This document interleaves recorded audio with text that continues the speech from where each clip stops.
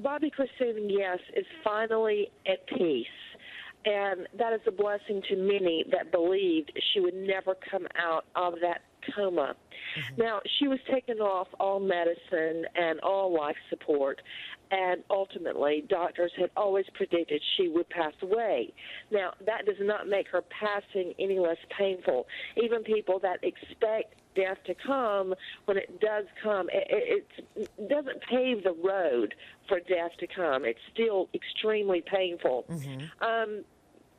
Regarding the investigation, the fact that the district attorney is investigating at all would suggest, in most circumstances, that foul play may be a factor. I mean, when your great-great-grandma passes away in her sleep, the district attorney doesn't demand an autopsy and start an investigation. That's a glaring point right there. However, if they did suspect foul play, they could have made an arrest on an aggravated assault if they wanted to. They don't have to wait for the death to occur. That never happened. I find that highly probative. You know, when I think about her death as well, it's so eerily similar to that of her mom, who as well was found unresponsive in a bathtub.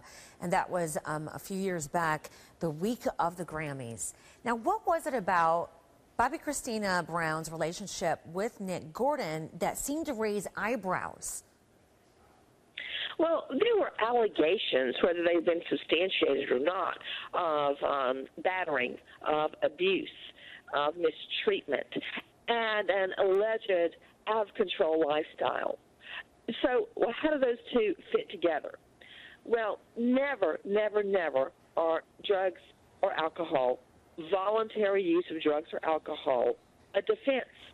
It may be mitigation sentencing, but it's not a defense under the law. So there have been a lot of rumors swirling. Had there been abuse in the home? Was it fueled by drugs and alcohol?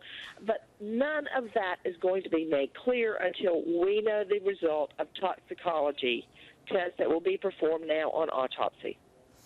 And we don't know, for example, what will happen in terms of any arrangements and whether Nick Gordon will be allowed to go to that, because many of our stories in the months leading up to this have been that the family wouldn't allow Nick Gordon around, says his side, and the family would say, well, they had their own stance on that. So can you legally allow someone, or can you legally stop someone from attending any type of wake or funeral service if you don't want them there? Can you say, I'm sorry, it's private?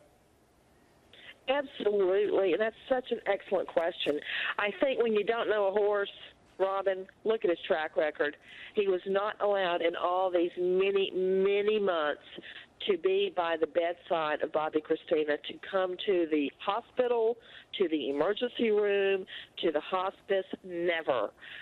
Therefore, if I had to put money on it, and I'm not a betting woman, I would say he's not going to be at that funeral. Yes, there are private funerals, just like a wedding. Who wants a wedding crasher? No, he will not be at the funeral. That's my prediction. Nancy Grace. I wish he was. I wish he was at the funeral, because I'd like to watch his demeanor. Now, Robin, defense attorneys will tell you that means absolutely nothing. I disagree. And I put it in front of many a jury how someone behaves at a funeral. Oh, that's fascinating. Fascinating insight from Nancy Grace, as you know, a former prosecutor, as well as our Nancy Grace, who you can watch tonight at 8 p.m. Eastern. Thank you very much for your insights. Appreciate it. And certainly thoughts to the family. All right.